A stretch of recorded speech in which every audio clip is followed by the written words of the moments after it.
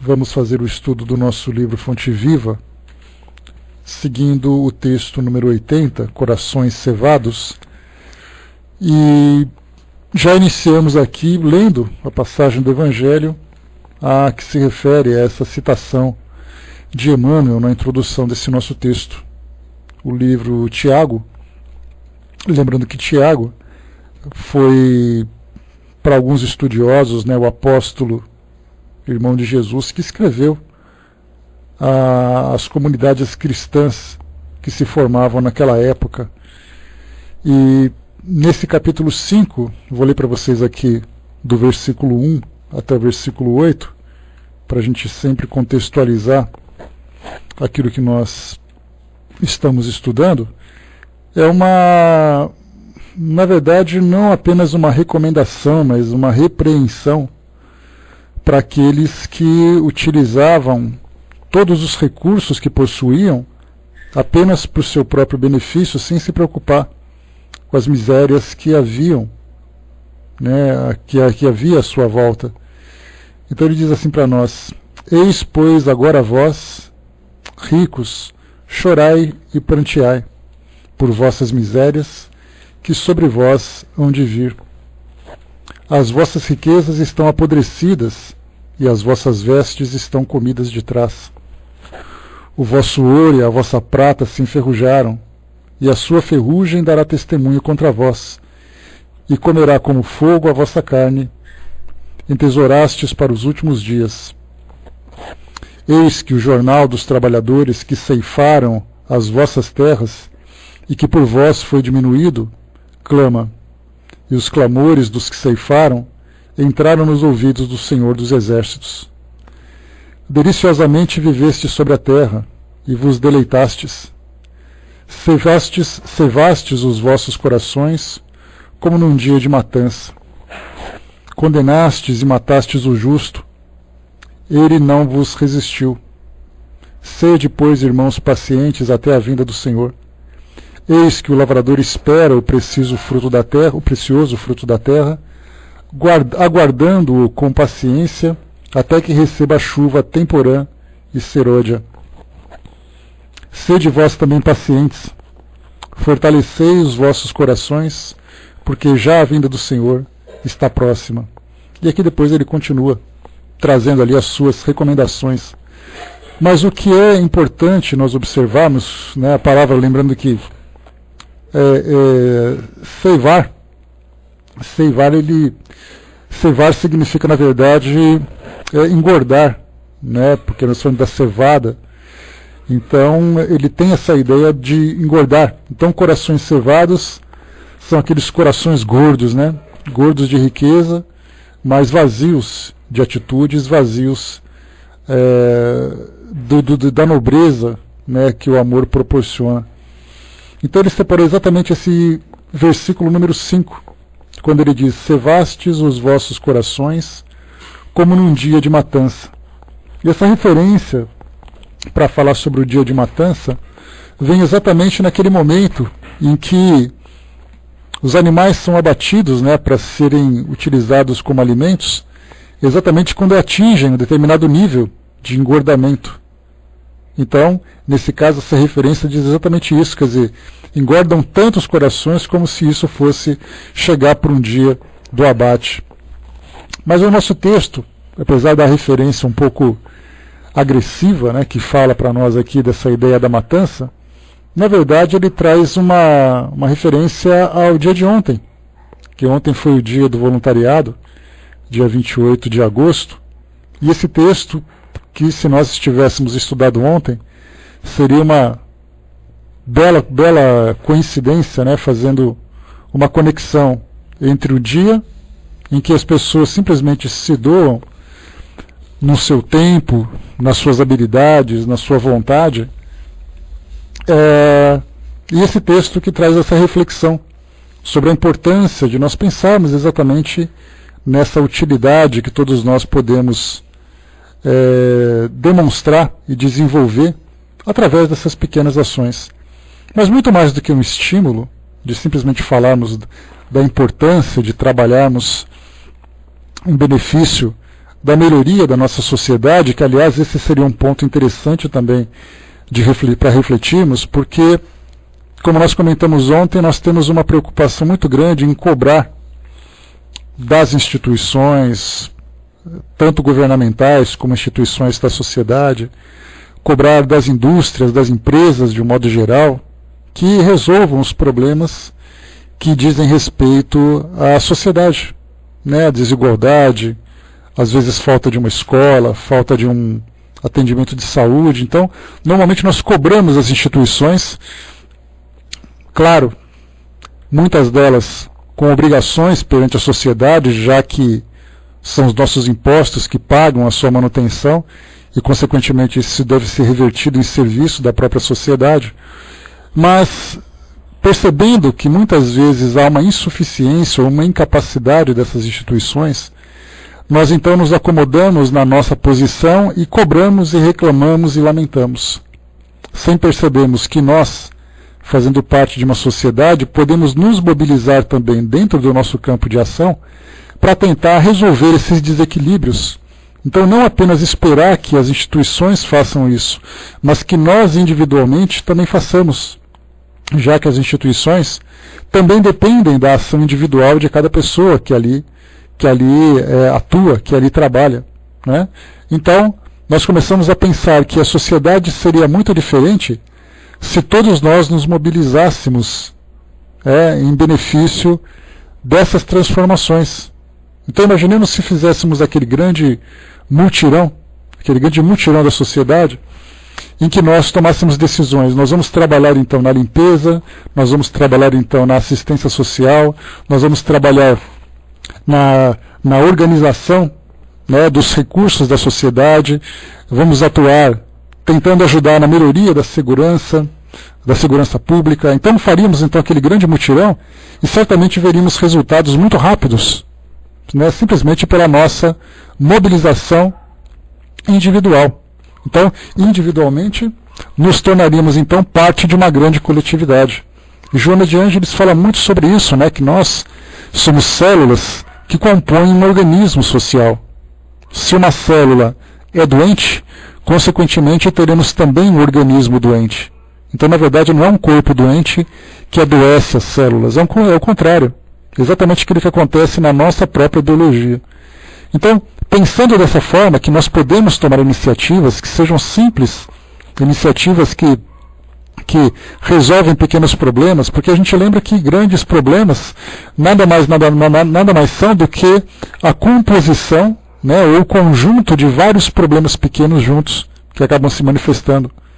Então é um probleminha aqui, um outro ali, vão se somando e de repente a coisa explode num grande problema. Então, se nós tivéssemos possibilidades, né, ou pelo menos condições de resolver os nossos problemas, e sabemos que temos condições de resolver alguns ou muitos dos nossos problemas do ambiente onde nós estamos, da nossa coletividade, certamente nós também resolveríamos, limitaríamos pelo menos, né, a explosão desses grandes problemas. Então, nesse sentido, Emmanuel chama a nossa atenção. Ele diz assim pelo nosso texto: pela prosperidade e aperfeiçoamento do mundo, o Sol trabalha, que é a suprema expressão da divindade vital no firmamento terrestre. Colabora ao verme na intimidade do solo, preparando o ninho adequado às sementes. Contribui à aragem, permutando o pólen das flores. Esforça-se a água incessantemente, entretendo a vida física e purificando-a. Serve a árvore florindo, frutificando e regenerando a atmosfera. Coopera o animal, ajudando as realizações humanas, suando e morrendo para que haja vida normal no domínio da inteligência superior. Indefectível lei de trabalho rege o universo. O movimento e a ordem, na constância dos benefícios, constituem-lhe as características essenciais. Há, porém, milhões de pessoas que se sentem exoneradas da glória de servir. Para semelhantes criaturas, em cujo cérebro a razão dorme embotada e vazia, trabalho significa degredo e humilhação, inferno e sofrimento. Perseguem as facilidades delituosas com o mesmo instinto de novidade da mosca que busca os detritos. Conseguida a solução de ordem inferior que buscavam, circunscrevem as horas e as possibilidades ao desenfreado apego de si mesmas, imitando o poço de águas estagnadas que se envenena facilmente. No fundo, são corações cevados, de acordo com a feliz expressão do apóstolo. Criam teias densas de ódio e egoísmo, indiferença e vaidade, orgulho e indolência sobre si mesmos, e gravitam para baixo, descendo pelas pesadas vibrações a que se acolhem, rolam vagarosamente para o seio das vidas inferiores, onde é natural que encontrem a exigência de muitos que se aproveitam deles à maneira do homem comum, que se vale dos animais gordos para a matança. Bem, Emmanuel começou trazendo para nós aqui apresentando uma linha de raciocínio que fala sobre a dinâmica do mundo, a dinâmica do nosso planeta e de todos os mundos também, né? E falando que tudo evolui através do trabalho. Então evolui a natureza, evoluem as instituições, evoluem a sociedade, evoluem as sociedades, e é então através de um trabalho, primeiro um trabalho de pequeno porte, dentro da natureza, muitas vezes com seres trabalhando sem que nós sequer tenhamos conhecimento de suas ações, faz com que tudo então se transforme, faz com que tudo se modifique nesse ambiente. Então ele começa falando primeiro do Sol, que é a suprema expressão da divindade vital no firmamento terrestre. Então sem o Sol nós não teríamos o calor, nós não teríamos a água, nós não teríamos os ventos, já que tudo depende do calor que é irradiado por essa estrela. Então, é uma atuação constante. O Sol, naquela condição de um astro vivo, né, dentro dessa atuação das leis da física e da química, permanece constantemente irradiando esses raios para que tudo funcione no ambiente onde nós nos encontramos. Depois ele diz para nós que colabora o verme na intimidade do solo, preparando o ninho adequado às sementes.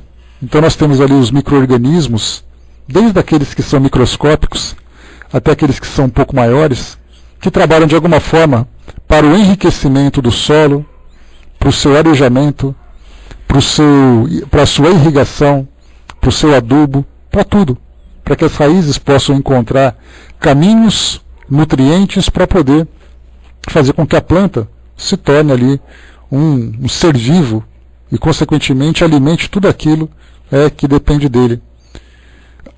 Contribui à aragem, permutando o pólen das flores. Então, através do trabalho da agricultura, nós temos ali as plantas, né, as flores, se proliferando e, consequentemente, dando seus frutos também. Esforça-se a água incessantemente, entretendo a vida física e purificando-a. Então, sem a água, nós sabemos, nós não teríamos vida. E essa água se encontra em constante movimento, naquela dinâmica de evaporação, depois de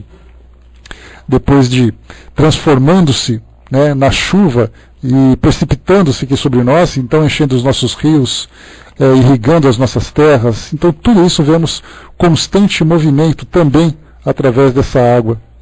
Segue a árvore, florindo, frutificando e regenerando a atmosfera.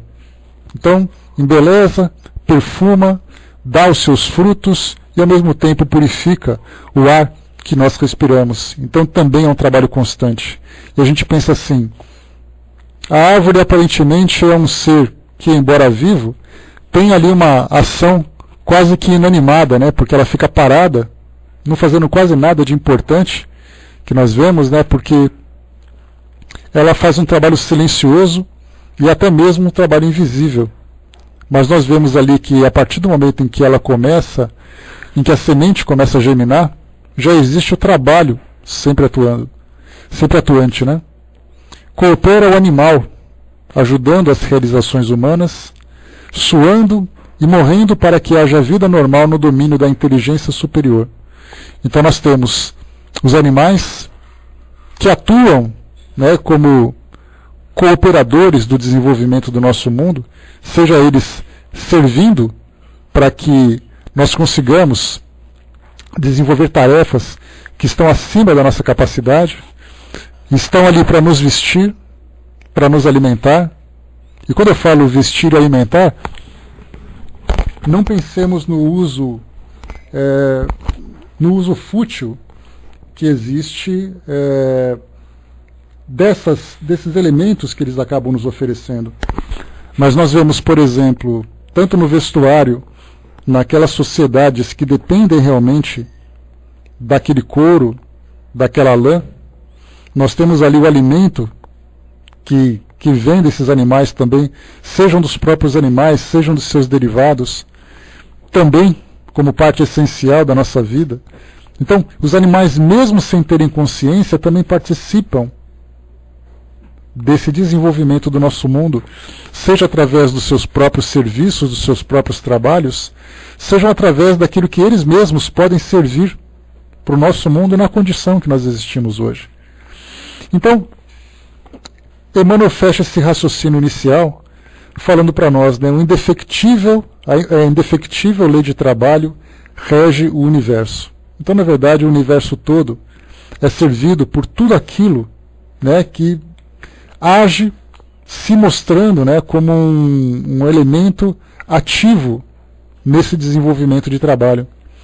E ele diz assim: o movimento e a ordem, na constância dos benefícios, constituem-lhe as características essenciais. Então, uma das grandes características, ou a grande característica do universo, é exatamente a sua evolução através do movimento e através da ordem.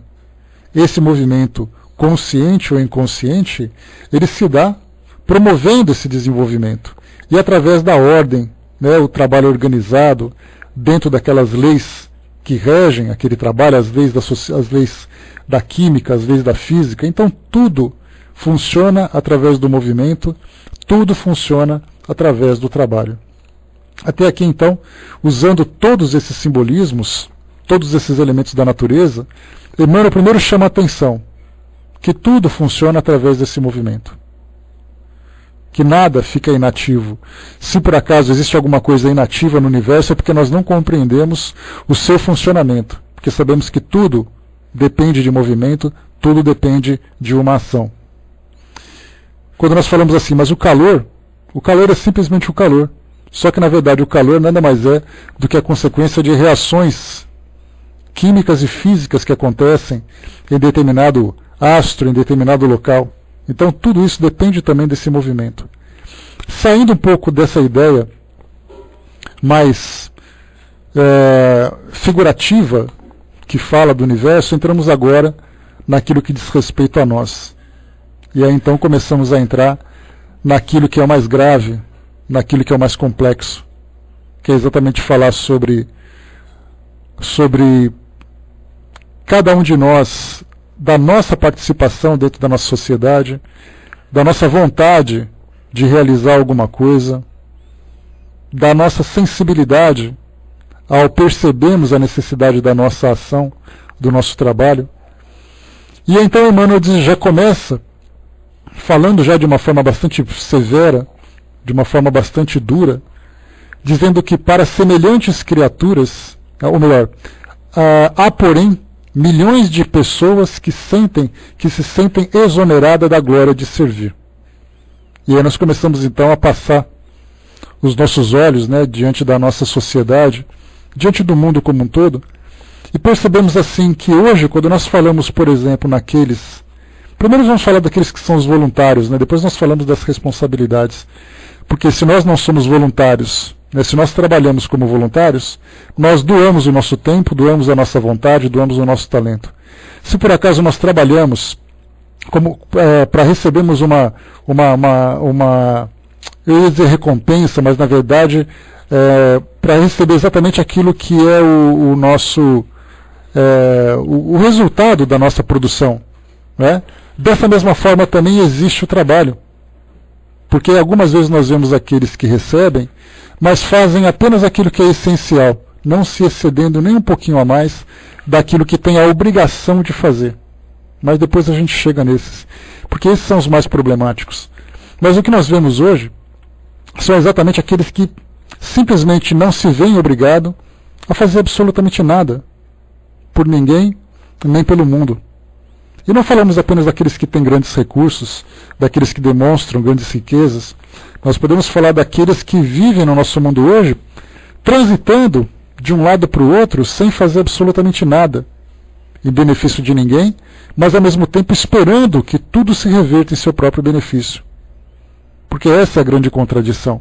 Se nós pudéssemos imaginar assim, eu não preciso fazer nada para ninguém, mas também ninguém precisa se preocupar em nada para poder me oferecer porque eu não preciso de nada, seria uma coisa. Mas o que nós vemos é exatamente o contrário. Todos nós necessitamos daquele trabalho conjunto na sociedade para recebermos, né, aquilo que virá para nós como resultado, né, dessas necessidades fundamentais que nós temos, né? E aí então nós vemos que esperamos receber alguma coisa, mas não damos nada em troca, né? Não oferecemos nada em troca, né? Eu tenho falado sobre isso, Nana. Nós estudamos essa semana o Evangelho segundo o Espiritismo, e nós falamos sobre algumas características do nosso mundo hoje.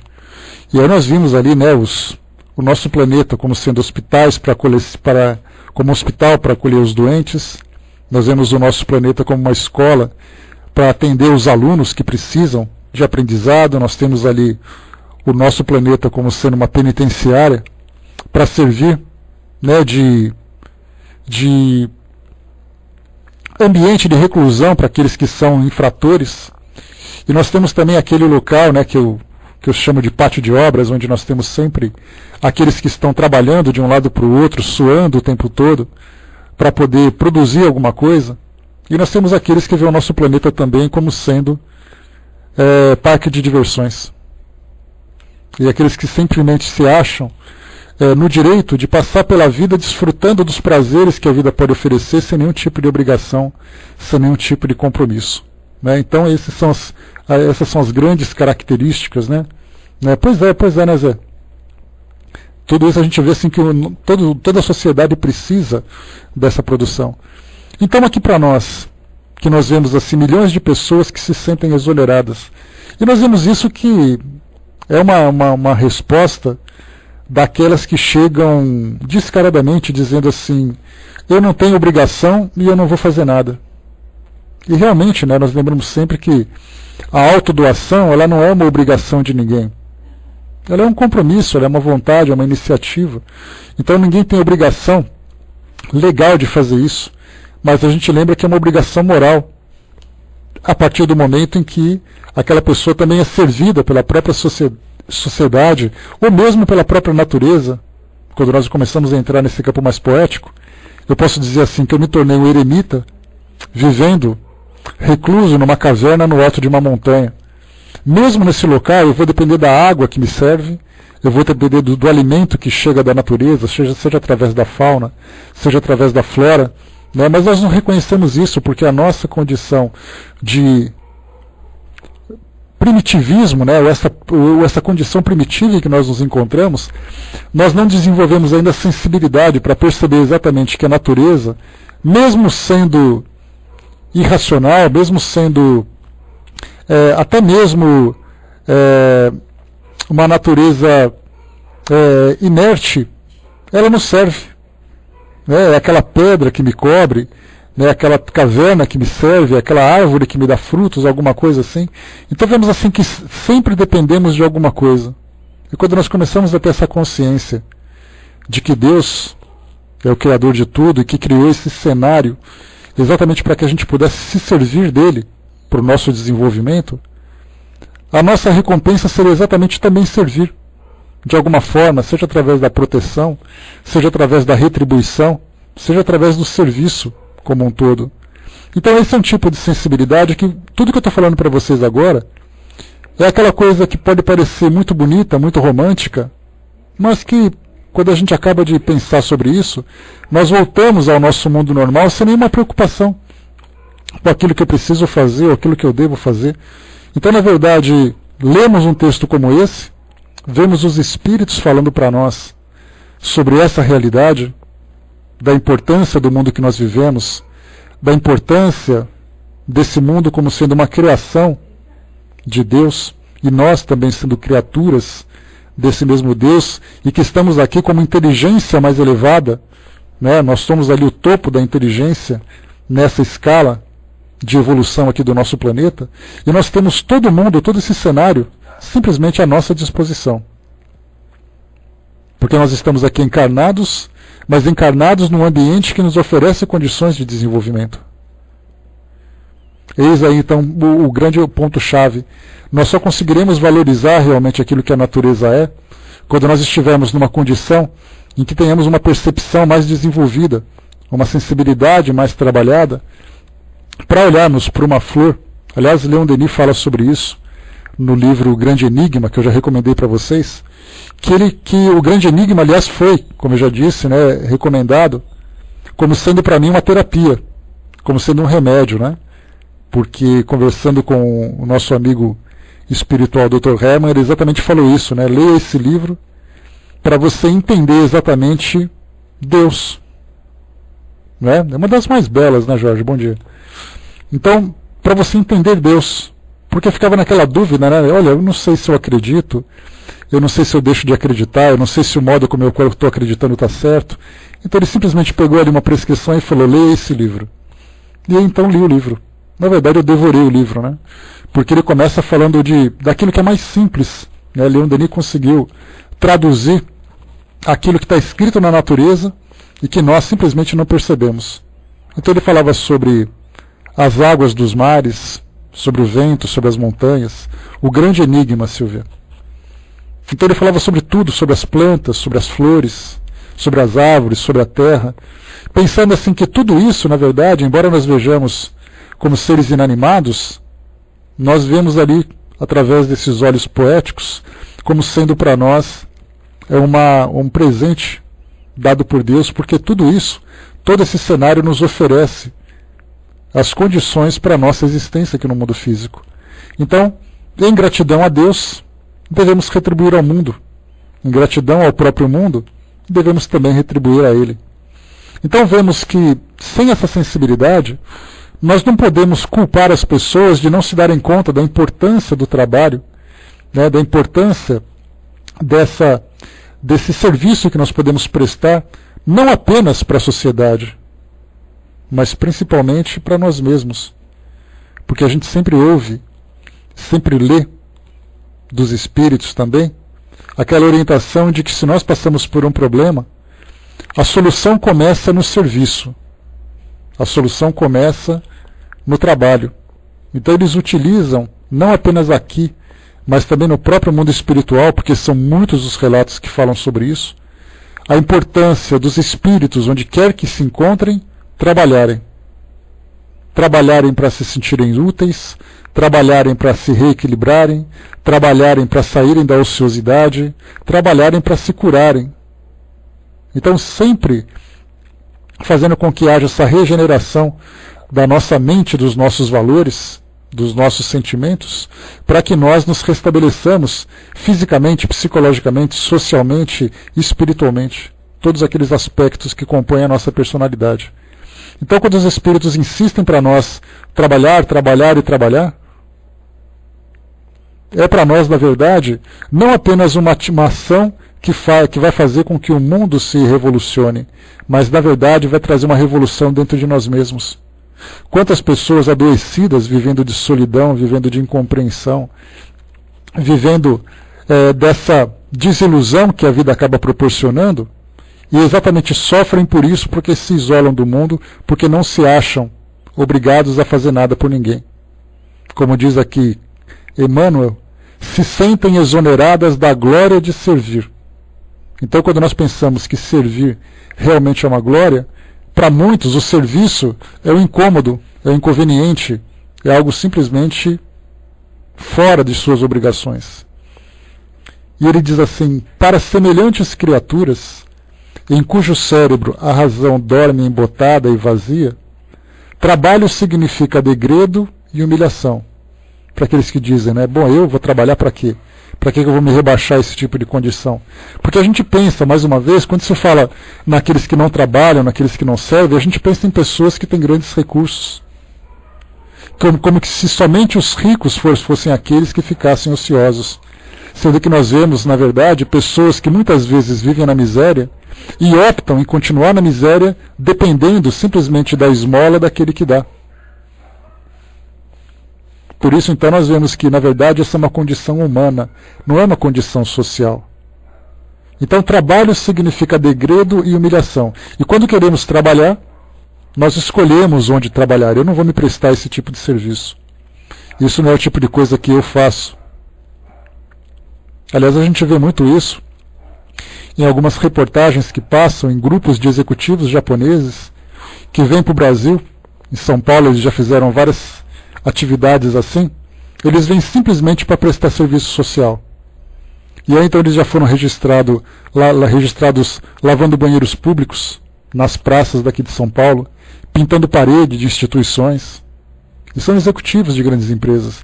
Então a gente vê que essa é uma filosofia que em alguns países, nós vemos jovens dos Estados Unidos que se inscrevem em grupos que vão para a África, que vêm para o Brasil, também para fazer isso, construir casas públicas, ajudar na limpeza disso, daquilo, para prestar serviço de caridade de modo geral. E esse é um trabalho social que eles fazem, não pensando na caridade, mas é um trabalho de comprometimento social. Porque a caridade a gente pensa assim, eu vou fazer para aquele coitadinho, porque o coitadinho está sofrendo. Mas se não tiver o coitadinho para sofrer, eu não preciso fazer absolutamente nada.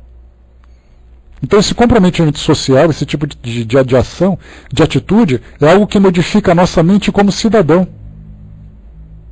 Como cidadãos que somos, e não simplesmente como pessoas que prestam a caridade. A caridade é importante, da mesma forma que também esse comprometimento é importante.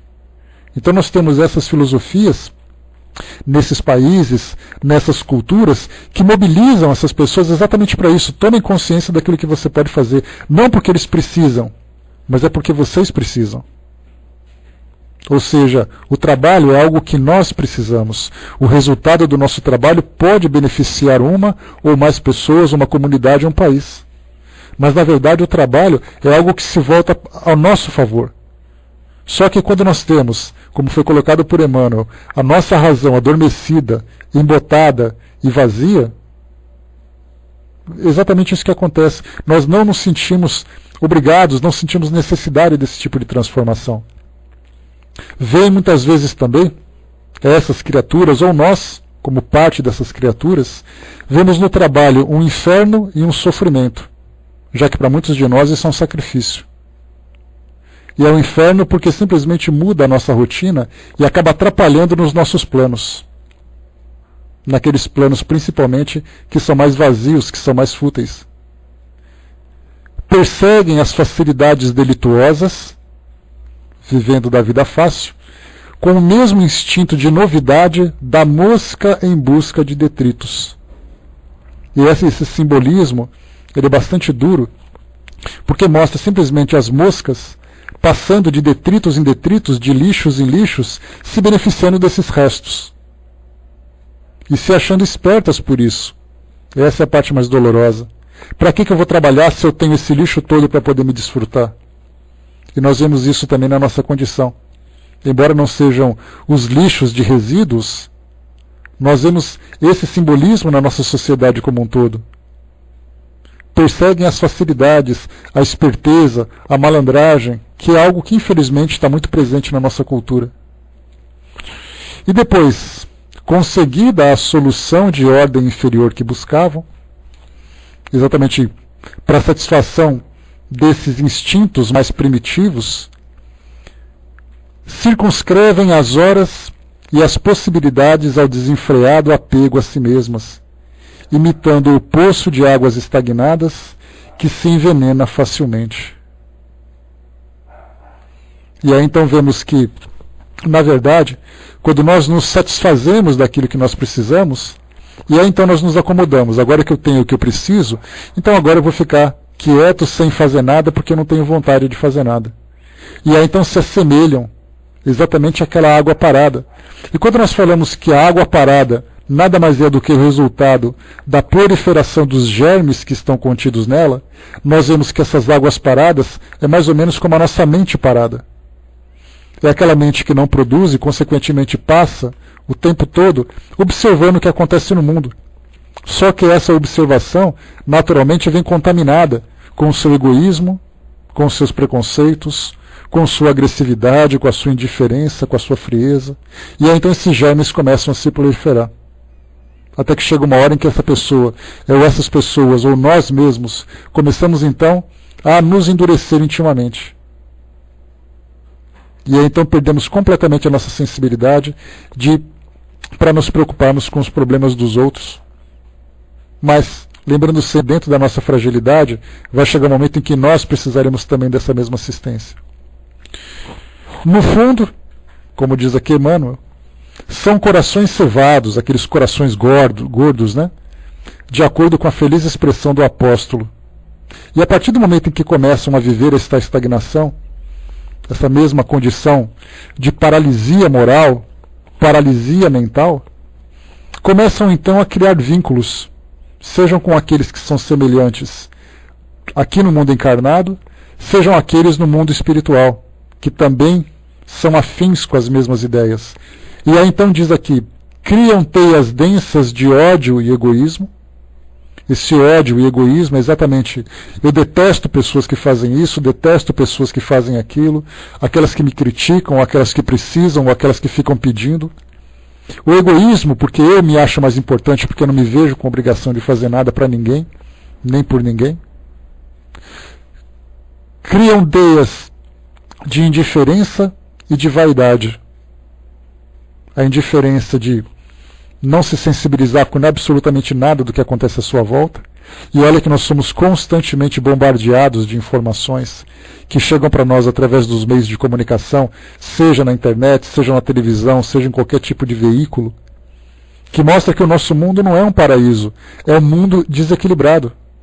É um mundo que precisa ser ajudado.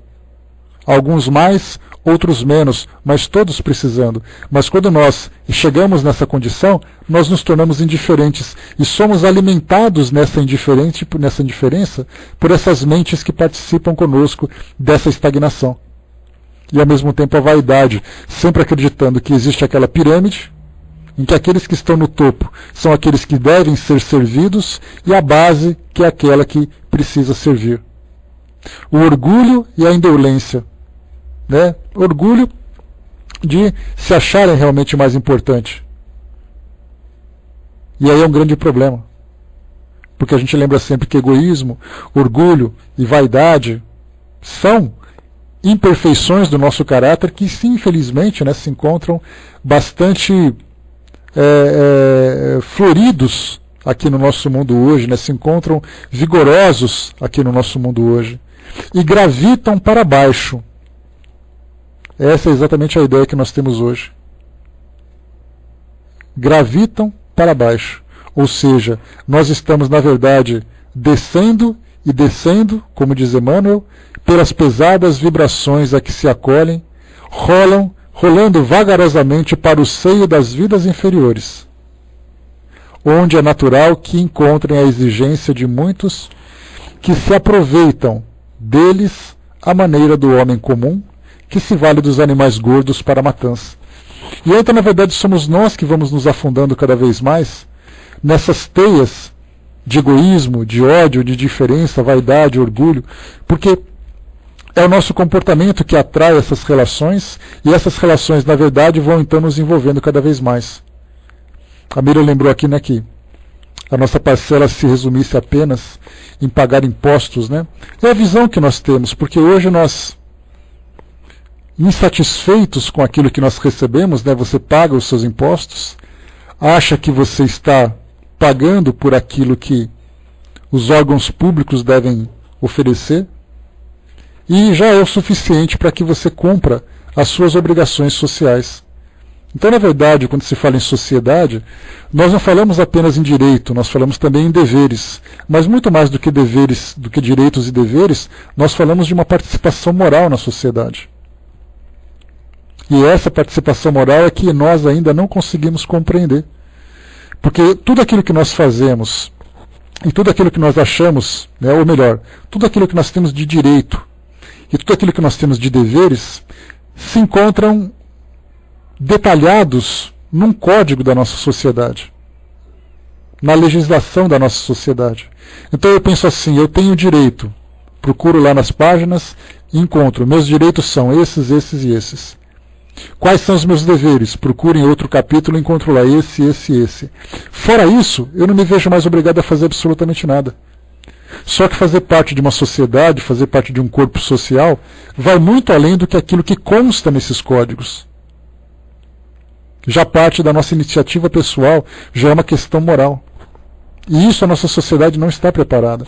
E nós vemos isso, estamos próximos das eleições, e nós começamos então a analisar esse processo eleitoral de escolher as nossas lideranças, de escolhermos os nossos legisladores. Nós vemos isso como uma obrigação que se encontra num código, sem nos preocuparmos quem serão aqueles que regerão a nossa sociedade, pensando em quem aqueles que realmente promoverão a nossa sociedade através de ações nobres, de ações valorosas, que realmente melhoram a vida das pessoas, tirando do seu sofrimento. Porque quando nós falamos assim, uma criança se encontra sem escola, e aí então nós vamos nas planilhas, começamos a analisar valores, começamos a analisar programas, etc, etc. E na verdade nós nos esquecemos que essa falta de escola, na verdade compromete a vida daquela criança toda. E aquela criança comprometida, fazendo parte dessa sociedade, também é de nossa responsabilidade. Então esses compromissos morais com a sociedade vão muito além do que aquilo que diz respeito às obrigações de um cidadão dentro dos seus códigos. Então todas as nossas ações, daqueles que eu tenho que escolher, daqueles que eu tenho que, das instituições que eu tenho que participar, das iniciativas que eu tenho que ter, tudo isso faz parte de um compromisso de mim com todos aqueles que convivem comigo no mesmo ambiente. Da minha família, dos meus amigos, das pessoas que trabalham comigo, até mesmo das pessoas que são estranhas a mim, mas que compõem essa sociedade também. E isso a doutrina espírita fala para nós, não apenas dentro desses estudos que nós fazemos de reflexões morais, mas fala exatamente dos compromissos que nós temos, compromissos reencarnatórios mesmo de estarmos aqui, que nós já falamos sobre isso também. Temos ali os nossos compromissos individuais numa reencarnação, os compromissos familiares numa reencarnação e os compromissos coletivos dentro de uma reencarnação. Então, nesse campo moral, que é o que infelizmente a nossa sociedade hoje não percebe, nós vemos exatamente as grandes falhas, as grandes dores que esse corpo social, que esse organismo social acaba sofrendo. É uma doença. Essa doença é a indiferença, é a falta de interesse, é a falta de amor. Porque tudo funciona dentro daquele mecanismo que se encontra registrado na nossa legislação. Só que muito mais do que isso, né, se pensarmos assim, basta a gente olhar, uma criança nasceu.